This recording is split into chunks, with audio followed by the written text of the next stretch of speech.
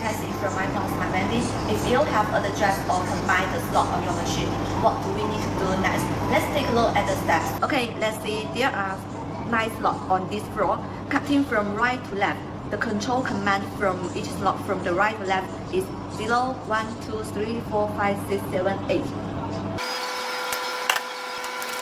Suppose we adjust the current 9 slots to 7 slots.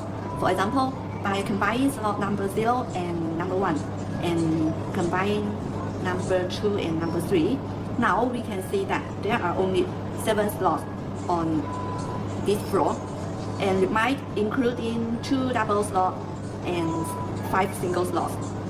And we also can see that only 7 terminals of the motors is power on.